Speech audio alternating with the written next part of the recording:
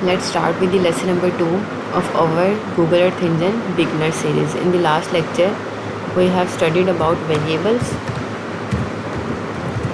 and also we have seen about lists and dictionaries in pure JavaScript language.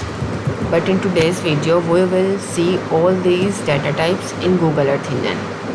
Okay, so if we want to create a simple JavaScript number, then we need to write variable and then the name of the variable, and then we need to assign a number to our variable. Okay, and then we need to print the value. Okay, so this is how the JavaScript works.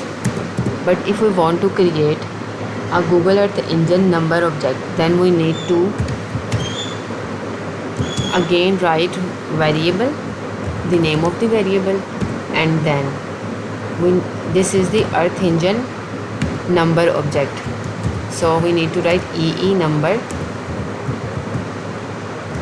and then in parentheses we need to give the number. Okay, so now this is the Google Earth Engine number object. Okay, so if we want to print it, we need to write print, and then in parentheses we need to give the variable name. So now let's run this. This is an Google Earth Engine object has been created, and it is running on Google Earth Engine servers now. I am talking about this number. Okay, so now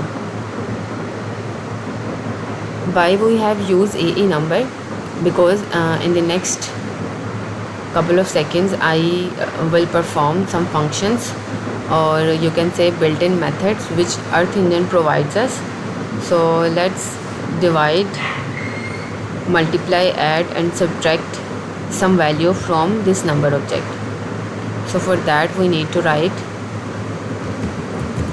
print, and then we need to write the name of the variable, and then if you want to add some number you need to write add, and then in parentheses you need to give a number. Okay, so now this is the processing which is working on Google Earth Engine servers. Okay,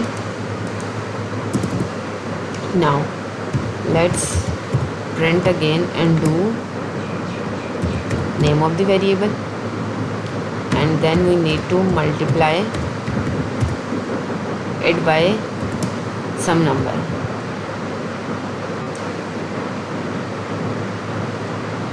Okay, so the number was 10, so we have multiplied it by 2. Okay, so now let's divide it by number, and we need to divide it by another number.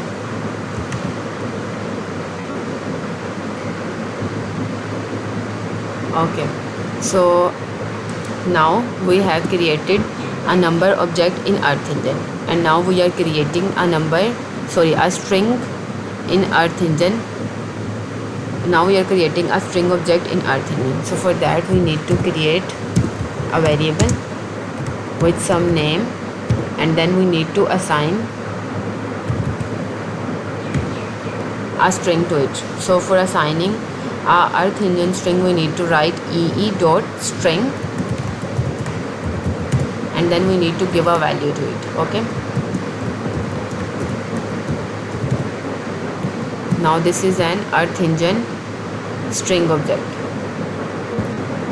and if you want to print this, then you need to write print and then the name of the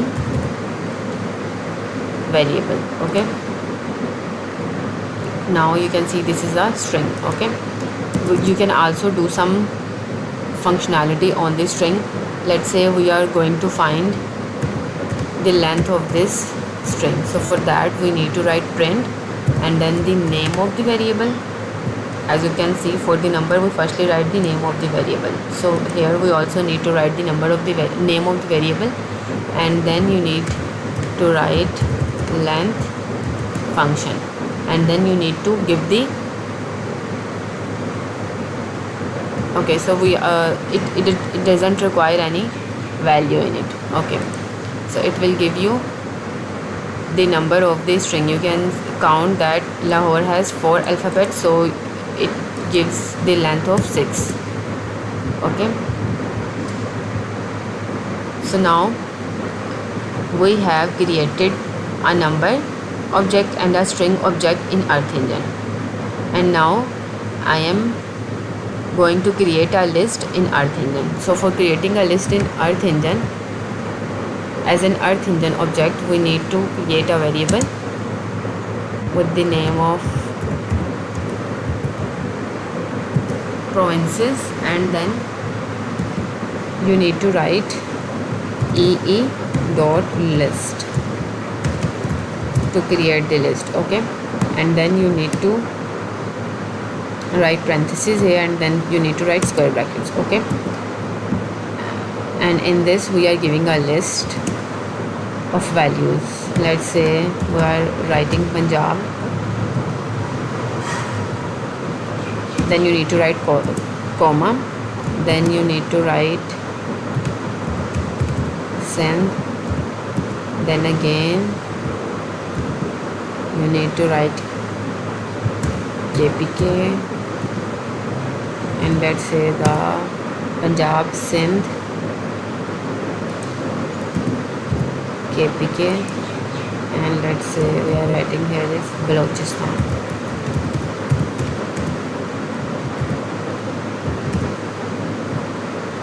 Let's say this is an example. Okay, so now we have created a list object in Earth Engine.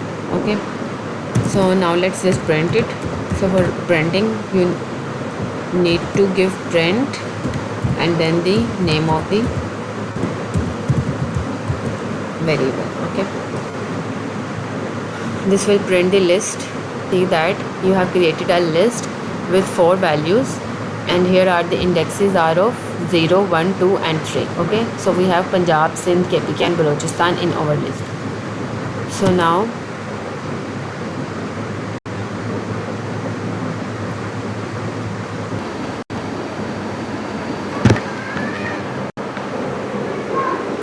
okay, so if you change the number here, let's say we are writing 1, so we can get the value which was in on position 1. Okay, so now the question is why Earth Engine uses EE. The explanation here is whenever you see EE, it means Google Earth Engine is creating a cloud-based object. Okay, instead of processing data on your local computer, Google Earth Engine processes data on Google servers. This is the most important concept of this video, because the functions of, or you can say the objects of JavaScript and the objects of Earth Engine are different because you are writing EE in the start of them, and they by writing EE it will become an Earth Engine object, and the Google Earth Engine will process this in the Google Earth Engine servers. Okay, so in today's video we have learned about number, ee.Number, and we have learned also about ee.String, and then we have learned about ee.List. So these are the basic Earth Engine operations. In the next video we will import a shapefile to Earth Engine, and then we will style it. Okay, so that's it for today.